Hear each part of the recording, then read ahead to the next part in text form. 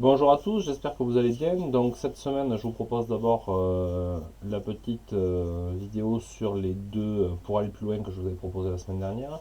On va commencer par la page 158-159. Donc si on reprend le document tous ensemble, la grande idée c'était expliquer, utiliser les résultats des expériences pour conclure sur les besoins des cellules chlorophylliennes pour fabriquer de la matière organique. Ok. Donc on va se mettre en mode autonomie et en mode brevet. Je suis en train de travailler au brouillon sur mes documents. Donc je me suis préparé, vous le voyez, ce que j'apprends dans le document 1, ce que j'apprends dans le document 2 et ce que j'apprends dans le document 3. Ok. Donc document par document pour commencer. On verra après en s'améliorant comment on peut faire autrement. Donc je suis dans le document 1. Donc là il faut que je joue un peu avec les réglettes, mais on va y arriver. Hop. Je suis dans le document 1. Mettre en évidence de l'amidon, molécule organique fabriquée par les végétaux. Tube A, c'est un tube à essai contenant de l'eau iodée. Eau iodée sur la craie, pas de coloration de la craie. La matière minérale ne contient donc pas d'amidon. Eau iodée sur la pomme de terre, coloration bleu-noir. La pomme de terre contient de l'amidon, de la matière organique. Donc, première chose qu'on peut dire, c'est il y a présence d'amidon dans les organes de réserve des végétaux chlorophylliens.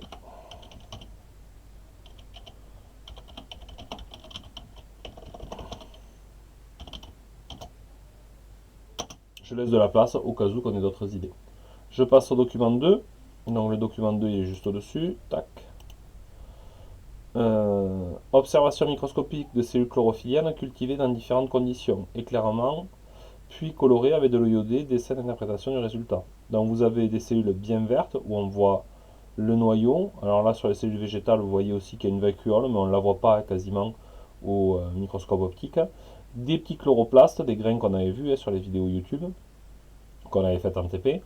Et une fois colorés à l'eau iodée, on voit que ces chloroplastes-là vont prendre une teinte bleu-violette comme la pomme de terre là-haut. Donc, on peut dire que sous l'action de la lumière,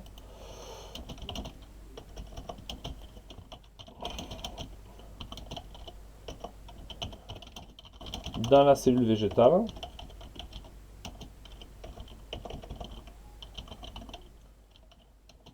contenant des chloroplastes,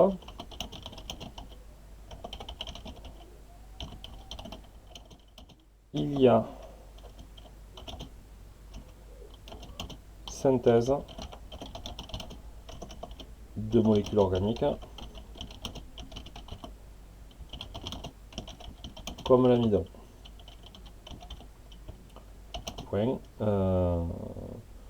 L'amidon semble fabriqué par les chloroplastes.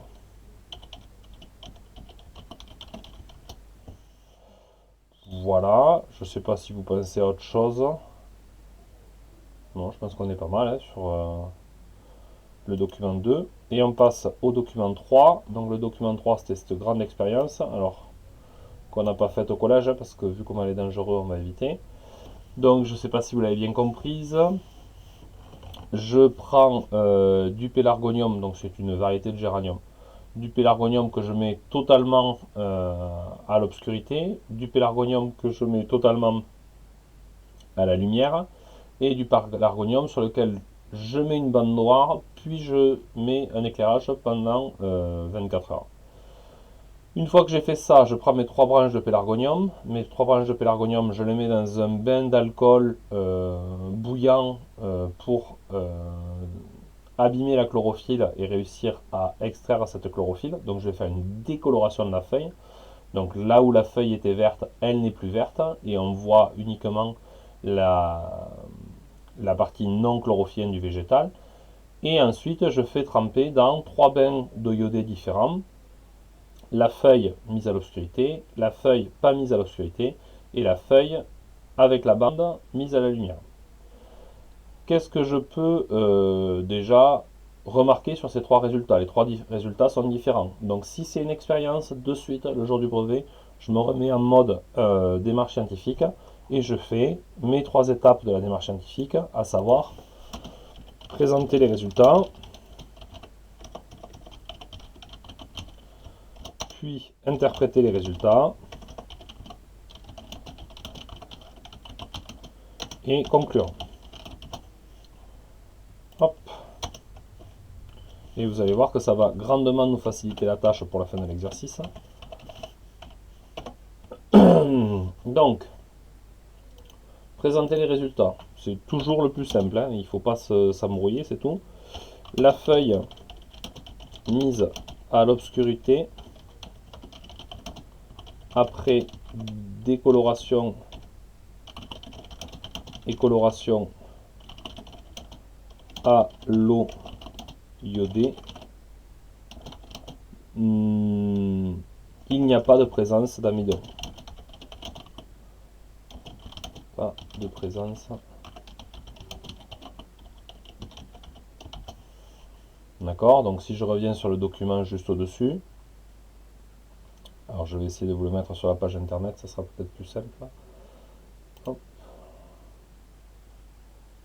C'est pas mal comme ça. Donc vous le voyez là, hein, celle-là, elle est au noir, elle a beau être verte, elle est décolorée, recolorée, on voit qu'il y a très peu d'amidon, peut-être un petit peu dans les nervures là où on voit un petit peu, mais c'est vraiment très fin. Pour l'autre par contre, présence d'amidon évident dans la partie la plus verte de la feuille, d'accord, comme celle que vous voyez là, dans la partie la plus verte de la feuille, on voit que à la lumière, dans la partie verte, il y a eu synthèse d'amidon. Donc je repasse sur mon document Word. Hop. Pour la feuille éclairée,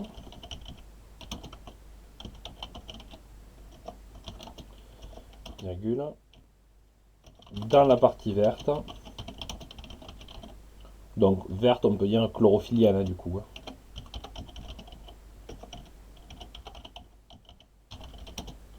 il y a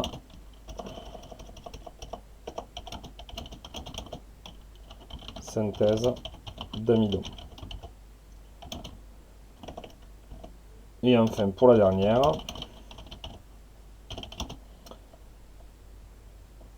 sous la bande noire, il n'y a pas de synthèse.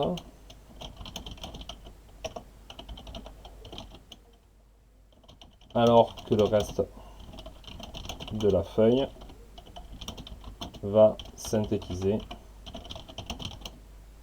de l'amidon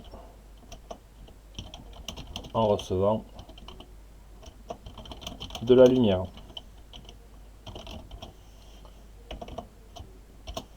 Donc interpréter les résultats.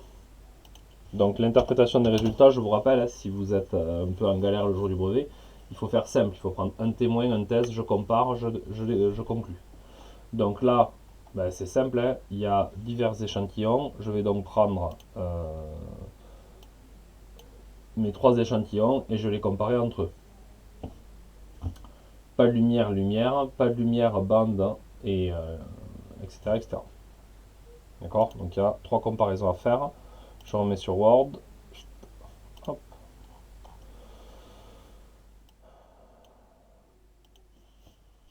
La feuille sans lumière ne produit pas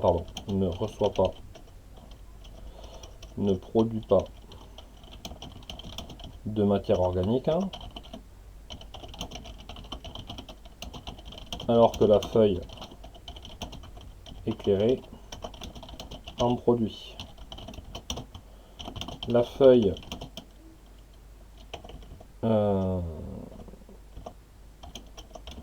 il y a besoin de lumière pour produire de la matière organique chez les végétaux. Point. La feuille avec la bande ne produit pas de matière organique, dans la partie cachée.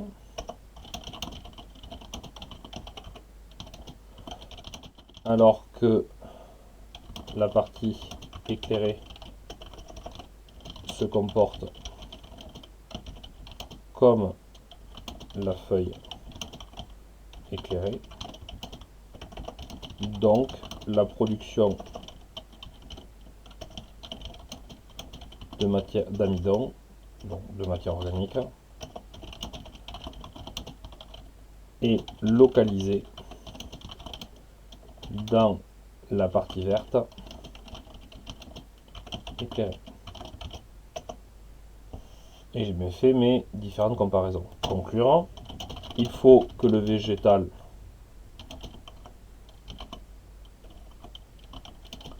soit à la lumière et que la partie éclairée soit chlorophyllienne.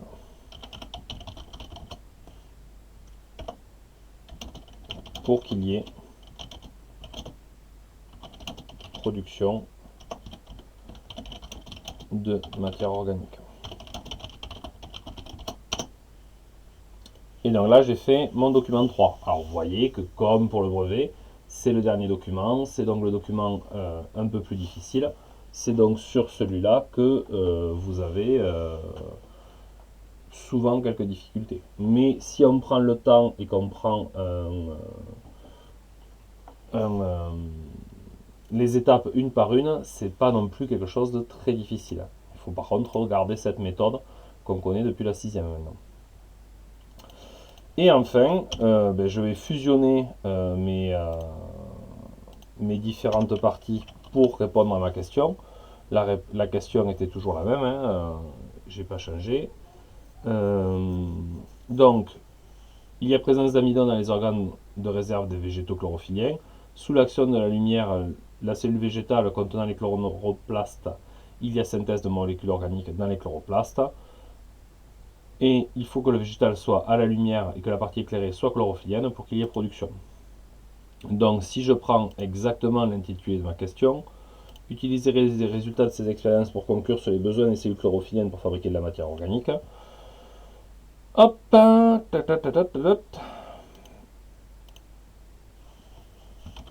les cellules chlorophylliennes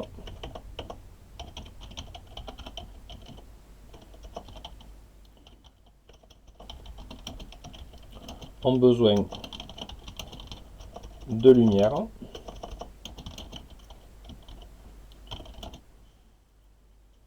et de chloroplastes, de lumière qui sera reçue par leur chloroplastes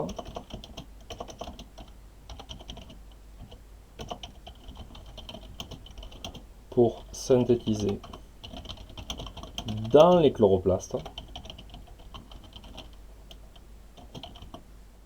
l'amidon. Il sera ensuite distribué et stocké par des organes spécialisés.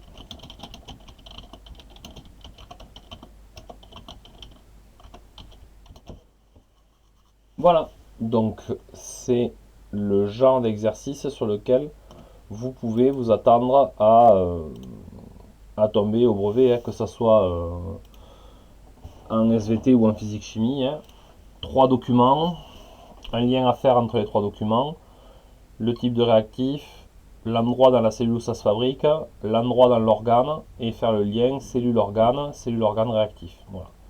Donc on n'est pas sur quelque chose de très compliqué. Bon, par contre, c'est sûr que il faut avoir gardé le cerveau un peu en éveil pour y arriver. Je vous souhaite une bonne fin de journée. Je vous fais la même petite capsule vidéo pour les documents sur la deuxième activité. Bonne fin de journée.